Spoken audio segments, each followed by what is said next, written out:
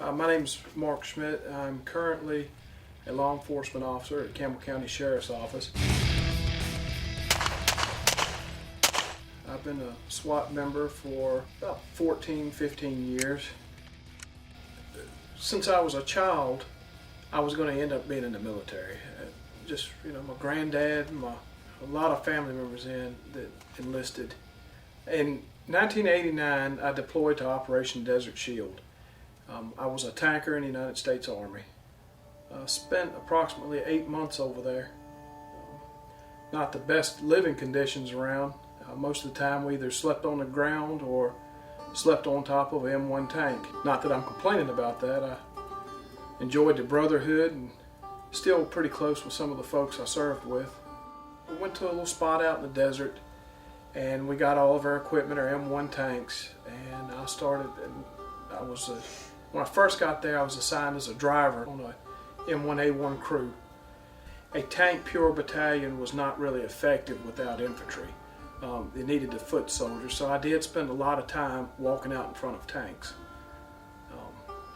I remember specifically approaching a hill that was in enemy territory, dismounted from the tank, crawled up to the top of the hill. I got to the top, I had my rifle, and I started to crawl just at the peak. I looked down on the other side and there was a bunch of Iraqi soldiers. We had AK-47s, RPGs, and just about everything else you can think of.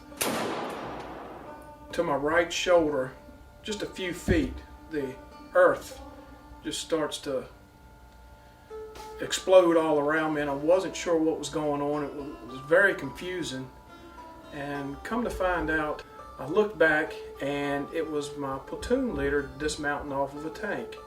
On the top of the tanks there's a 50 cal under the commander's, right in front of the commander's cupola.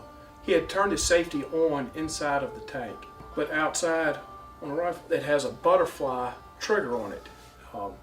He's coming up out of the tank, he turns, he puts his hand on the butterfly and sends about probably 15-20 rounds right next to me and a couple of other guys, a few of us up on top of that hill.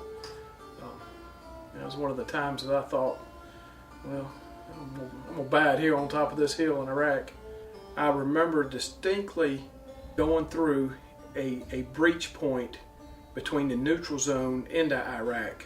The mine clearing the engineers had been through and laid a path no wider than, a little wider than a normal size pickup truck, and I was driving that tank through there, and let me tell you, I was sweating some bullets.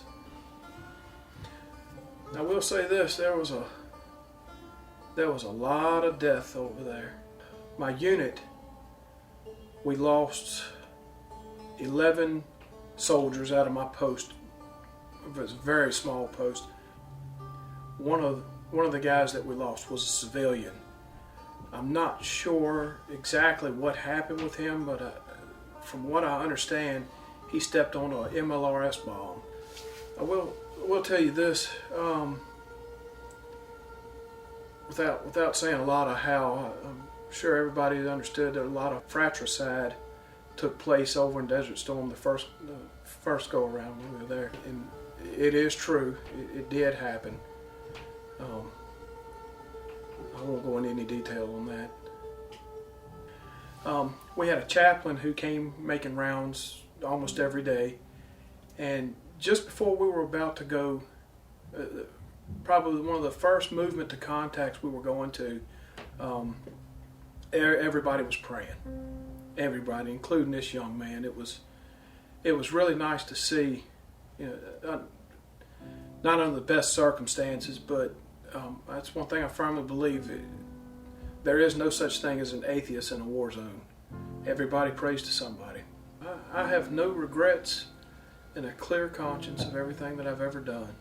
Going in definitely played a huge part in the way I am now. It really shaped and molded me and gave me the discipline that I needed to succeed in my current career in law enforcement. It's been a few years putting all that stuff back together in my mind. A lot of it I try to forget about. I went up on 29 in Patterson. 10-4. Swing by the residence we were at earlier. See if he's outside.